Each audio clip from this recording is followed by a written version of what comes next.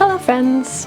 I am very excited for today's project. I have been looking forward to it for so long. I've had to wait to get started on this because today's project relies on you guys. Today we are doing the subscriber designed outfit, dress, I don't know what to call it. So in case you missed it in some of my previous videos, we have recently hit 10,000 subscribers, and to celebrate that and commemorate this milestone, I am doing a subscriber designed dress.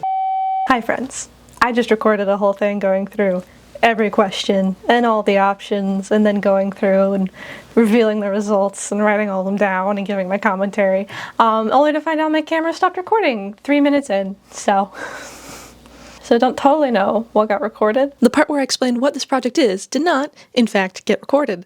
To celebrate 10,000 subscribers, I made a survey with 9 questions about different elements for a costume design. I had the survey up for 1 week for you guys to fill out, and now I will take the top voted option for each question and combine them to create a dress. Or a dress and some other stuff. Just keep watching, you'll see. We're doing a subscriber design dress to celebrate 10,000 subscribers, which, thank you guys. The fact that there are so many of you who want to watch my videos really means the world to me. I hope you guys enjoy this project. I'm super excited about it, now that I know what it's gonna look like, but you don't. So let's go through the survey.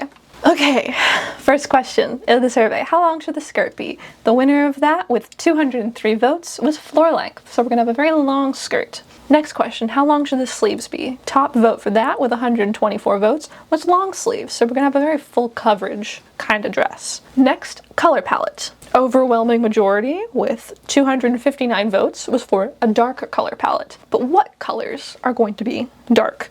I had you guys pick 3 colors, and then I will use the top 3 votes. Those are not going to be the only colors that I'm able to use in the design, so I will be able to add a few more, but these are going to be for sure included, and I will try to make sure that they are the primary colors in that design. So the top pick with 273 votes was green. The number 2 pick with 200 votes was purple.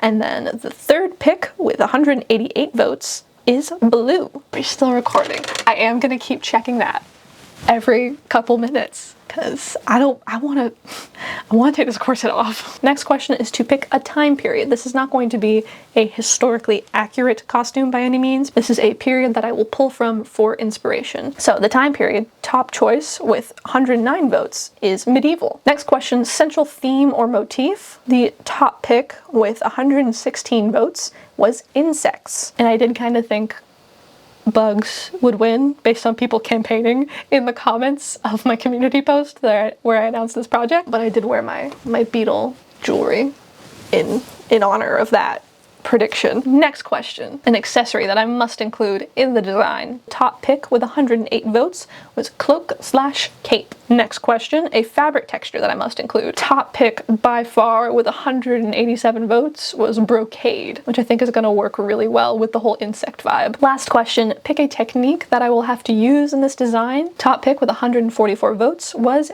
beading, which again will look really cool with the insect design. I'm very excited. I had the realization when I was recording before. It's a floor length, long sleeved, dark colored dress in green, purple, and blue with inspiration from the medieval era and insects, and it's going to include brocade and beading. This might just be the Lady Macbeth beetle wing dress. So I'm super excited to start working on this. I'm gonna do some research and some planning and get back to you guys when I have an idea of what this is gonna be. So I've done some research, I've done some sketching, I've done some draping, and this is the general design that I've landed on. So I've got 2 dark green brocade tablecloths for the main base dress and the sleeves. I want to do big drapey open sleeves with like a dagged edge. I need to do some testing because I don't want to sew all that, but I do think it could be polyester. So if it is, I think I can cut it with my wood burning tool and get a more organic dagged edge because I don't know how precise that'll be. But then I would also like to have a fitted undersleeve out of this material. And this is a dress set I got at Goodwill for like $10. It's perfect. It's covered in sequins and it has this blue, green, gold metallic shift to it. I want the main dress to be open down the middle, and I'll have an underdress out of this dark blue material, and then I want to do like a belt Swiss waist kind of thing that'll have pleats to kind of create that segmented insect body look. This is not the actual fabric that I'm going to use. This is actually a scarf that a friend gave me that's just close to the right color. I've ordered some material from Fabric Mart. It's a purple blue iridescent taffeta. I also want to use that same material for a double hennin that I want to do the same kind of ridged segmented effect on for the cape, because cape is the actual accessory that I must include, not a belt, not a hat, but we're also having those. Cape.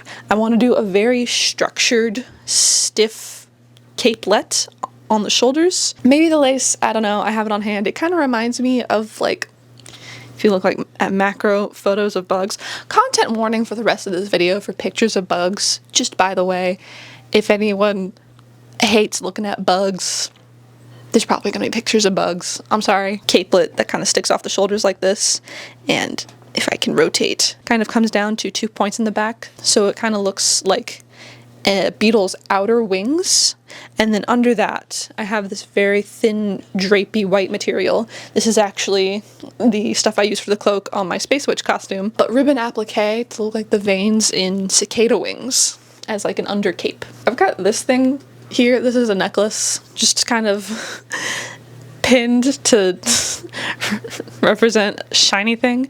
I want to do a beaded beetle as like the clasp for the cape cloak thing. This is the overall plan. This is what we're going for. Can I help you?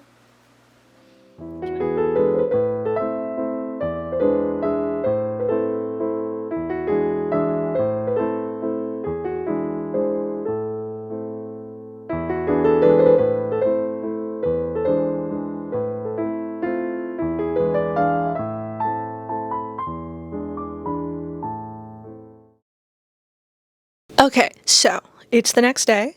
I spent basically all of yesterday working on the mock-up for the base dress, the green kirtle kind of thing. It's like halfway between a kirtle and a Burgundian gown, which means it's just double the medieval. So, super happy with the mock-up, fits really good. Going to start making it out of the actual fabric. For the skirt, I'm just going to extend the bodice panels longer and flare them out at the bottom so that I get a nice full skirt. So that is the plan. I'm not totally sure if I'm going to have enough of this fabric to do all the dress panels plus the big cape sleeve things, but I do have a second dark green brocade tablecloth. They're not exactly the same. They're a little bit different. The pattern's different, color's a little bit off, but I think it'll be close enough. I should test these both and see if they are meltable, because I really want to do a dagged edge on the like sleeve cape part, but I really don't want to have to sew a hem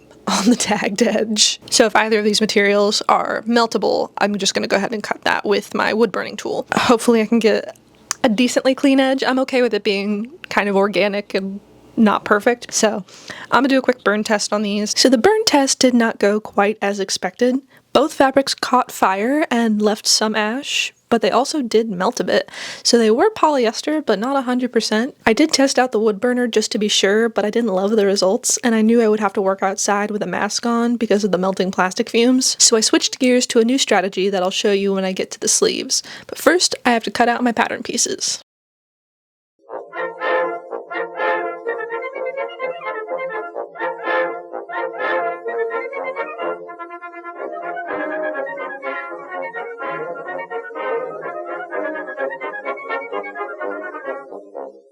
I sewed up the dress panels using French seams, leaving the side seams open so I could attach the fitted upper parts of the sleeves with the dress flat. I also added pockets on the side seams before stitching them up along with the sleeve seams. I finished the front edges with a wide hem and used bias binding to finish the neckline. I also finished the skirt hem before moving on to the big swoopy lower sleeves. Each lower sleeve is made from a half circle of the other green brocade.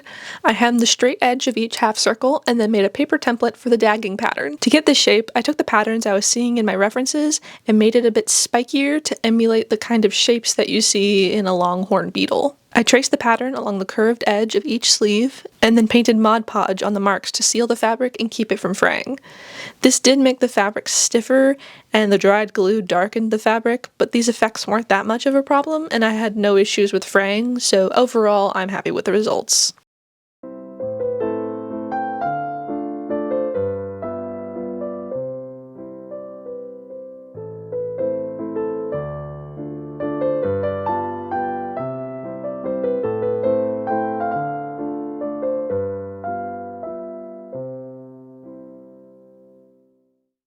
When all the dagging had been dug, I was ready to make the 2 sleeve parts one. I measured the opening of the fitted sleeve and cut a corresponding curve in the center of the lower sleeve so it looked like half of a thick, spiky donut. Then I could finally seam them together. All that was left was to add lacing rings to the center front for the closure, and the overdress was complete. Okay, so the base dress is done, or base dresses, I should say. I also made a very simple underdress. It's just 2 gathered rectangles with straps, this nice dark blue fabric. I added these little lacing rings. The lacing will be covered by the corset belt cummerbund thing that I'll make later on. That's why the lacing is so small and low. I wanted to keep the top portion of the bodice open. The fit is a little off. It's kind of tight in the shoulders. I can't quite move my arms. I think I just need to add more material in the back, or maybe add a gusset under the arm, I'm not sure. But for the purpose of this video, it's fine. I'll rework it in case I want to wear it in the future. These are definitely long sleeves, but this isn't what I would call a long-sleeved dress, so I will be making separate undersleeves using that sparkly sequin fabric that I showed earlier. Those will go all the way down to the wrist. So undersleeves next, and then after that, the cape. I seam ripped the sequin dress apart and then cut out my sleeve pieces. I also cut some lining pieces since the sequin fabric was quite itchy. I sewed each piece into a tube, leaving a slash at the cuff end to be able to get the sleeves on and off. I then attached the linings to the sequin layers at the cuff edge and then turned them right side out. I added a channel for elastic at the other end to make sure the sleeves won't slide down, and then finished them off with tiny snaps to keep the cuff slash closed. Okay, so now I'm working on the undercape. Last night I went ahead and cut out my fabric. It's just 2 long, skinny rectangles that kind of taper out to a point. I'm trying to go for the look of cicada wings. So I'm going to be sewing on some ribbon to create the veins. I've already sewn on the first one, did that by hand. I'm going to be doing the rest by machine because this one took way too long, considering how many more ribbons I need to put on this. And I need to do a second one. So for the design, I'm following the look of cicada wings, and I do actually have a pair of earrings that I made a while back from real cicada wings, so I'm using these as my reference for the design. So what I'm going to do next is mark out the design of all the veins on the fabric, and then I can cut my ribbon, heat seal the ends, get that all pinned and basted in place, and then stitch it down. I'm gonna have so much fun trying to sew this skinny ribbon on this thin, crinkled gauze. It's gonna be so much fun. I can't wait. Can't wait. It's gonna look good though. It's gonna look really pretty. It's gonna look pretty.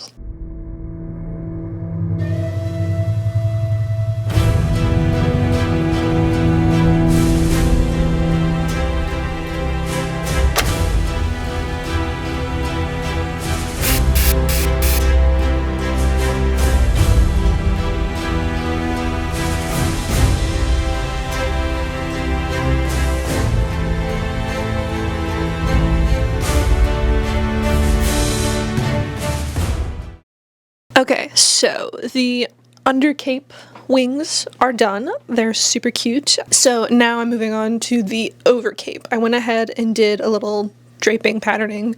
I've got that worked out. I've got my pattern pieces. So for the overcape, I'm going to be cutting apart another dress that I got at the thrift store. It's actually like a dance performance dress, I think, based on the tag. It's giving very dance recital costume vibes, but it was like $10 at the thrift store, and it's this very pretty dark blue with green and purple metallic shimmer to it, which is exactly what I need for this project. I was gobsmacked when I found this. It's a very thin sheer material, so I'm going to be using this as an outer layer and flatlining it with more of that dark blue fabric that I used for the underdress. I want to do some beading on the shoulders as well, and maybe a little beaded tassel hanging off the end. I don't know yet. I'm gonna start cutting out the pieces for the cape, get those flatlined, and start putting all that together.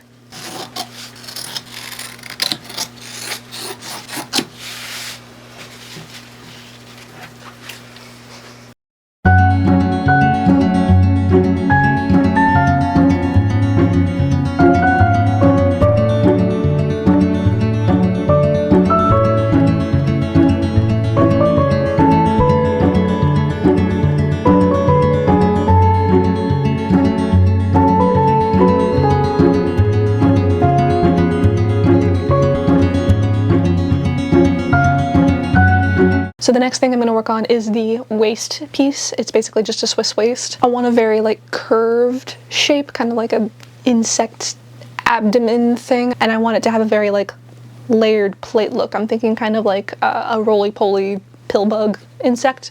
They have those like bands of shell that kind of layer together. So I've done some testing. I'm going to do like strips of fabric on a base that have a folded edge that layer over top of each other like a shingle plate kind of thing. For the fabric, I have some purple finally, because there's been a lot of blue and a lot of green, but not a lot of purple yet. Finally getting some purple into this, and it is quite purple. I have no idea how this is going to come across on camera, but I've got this iridescent two-toned fabric. So we're gonna iron this and then start cutting out our pattern pieces and get started. I marked all my pattern pieces and then cut them out with a generous seam allowance. For my first attempt at this layered scaled texture, I stitched along the lines that I needed to press to use as a guide and to encourage the fabric to fold. I ended up using 3 different methods for this across the project, and the last one definitely worked the best. But for this go around, I machine stitched the pressed over seam allowance to the base fabric and then stitched down the other edge as well to keep it from flapping around. I repeated that for all the strips, overlapping the raw edge of the previous piece with the folded edge of the next. Once they were all sewn on, I added some fusible interfacing to the back of the base fabric. I cut a lining layer and stitched on some boning channels.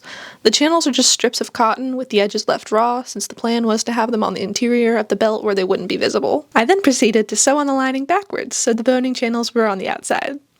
They still won't be visible when the belt is being worn, and I was worried about damaging the purple fabric by unpicking the seam, so I just left it. I used zip ties for boning since that's what I had on hand, rounding the corners so they wouldn't poke through the fabric. I whip stitched the open edge shut, going through only the backing and lining layers, leaving the folded edge of the iridescent outer layer to hide the stitches. Then I just needed to add the eyelets to the back, and the belt was done. I just had to mention, I was doing yard work earlier today, and I was like putting fuel in the lawnmower, and as I was doing that, an insect wing fell from the sky and landed on my hand. This tiny little, I don't know what kind of bug it came from, but it just fluttered down and landed on me. I guess it's a sign of something. I don't know what, but it felt very pertinent. So the Swiss waist is done.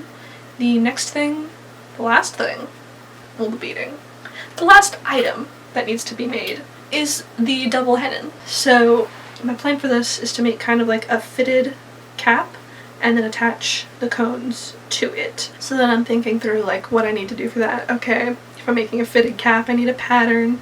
So I'm gonna do my usual tape method. I'm gonna have to wrap my head in plastic wrap and tape.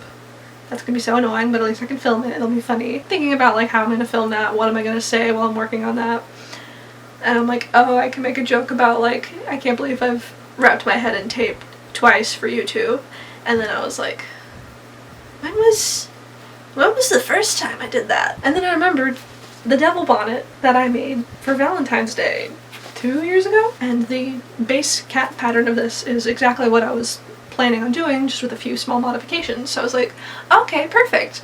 Well, did I save the pattern that I made for this? No, I didn't. Of course not. Why would I do that? I'll never make another stupid hat ever again in my life. Does this look like the kind of person who makes one stupid hat ever and then moves on? So I am still gonna have to make a pattern, but now I can at the very least take a pattern off of this and not off of my head, which should be a bit easier. So, and then figure out how cones. Let's wrap this thing in tape.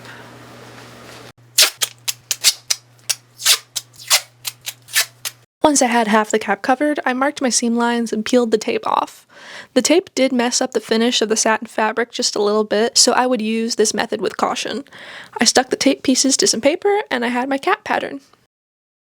I started with a lining layer, which I reinforced with fusible interfacing. The interfacing alone wasn't sturdy enough, so I ended up with a lining layer, a felt interlining, and the outer base layer that will be covered with the purple fabric, which all layered together like this.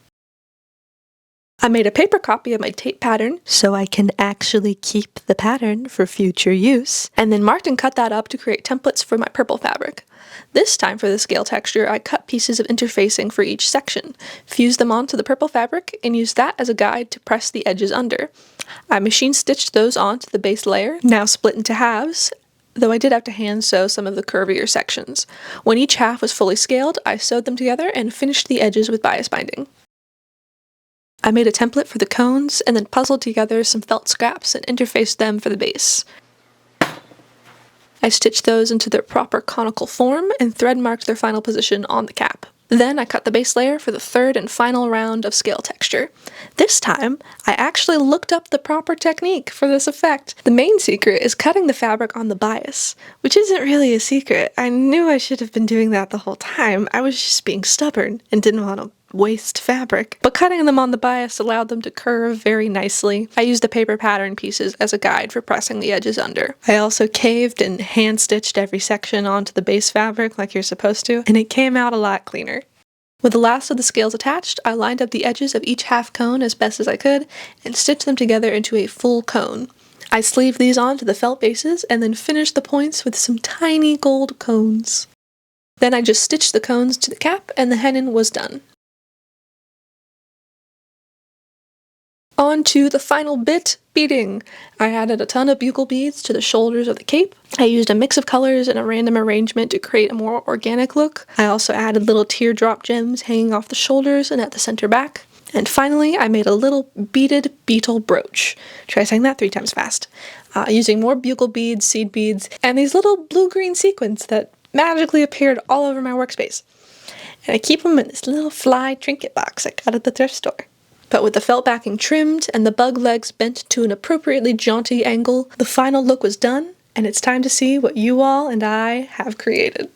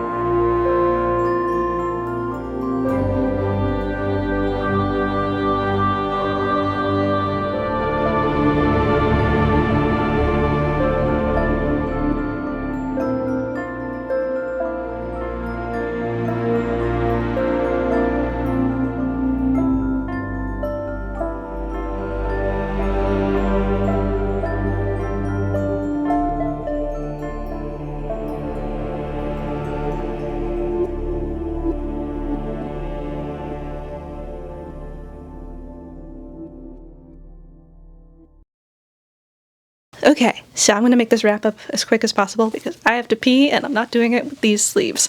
So, I'm super happy with how it turned out. It's so pretty. I'll be honest, I was a little nervous at some points. I was worried it wasn't all going to go together, but I think it came out pretty cool. Thank you guys for voting for all of these elements. They all work together so well. I kept thinking when I was working on this, like, I must be missing an element that I need to include. Like the color palette and the brocade and the beading all play with the insect motif so well, and the sleeve length and the skirt length work with the medieval theme so well, and weirdly enough the insect and medieval themes work together really well. So I kept being like, I'm forgetting something? No, I'm not. It's just that good. I know the cape is perhaps a bit of a generous interpretation of the term cape, but it goes over my shoulders and down my back. I think that's a cape. I love the beading. I love bugle beads. I love a bugle bead fill. Just the way they like catch the light and they look like little mosaic tiles. Ooh, so good, so good. I'm obsessed with the hat. It's so ridiculous. I love it. I had initially planned on doing some more embellishment on it, but I think plain with just the smooth, like, carapace, I don't know how to say bug words. I think just plain with the smooth texture works better with the whole insect theme. So thank you guys so much for making this project and this whole channel possible. I really am truly so grateful to each and every one of you who have subscribed and everyone who watches the videos and leaves such wonderful comments. It really means a lot to me, and I'm so happy to have all of you here. Stop biting my feet. I'm having a sentimental moment. He's allergic to sentiment. I'm super excited to keep going and keep making stuff and keep making videos, and I hope you guys will come along for the ride. I don't know what else to say. Thank you. Okay, I really gotta get changed. The cat is trying to eat my sleeves. So, subscribe, etc. Thank you so much for watching. I hope to see you in the next video. Bye, friends.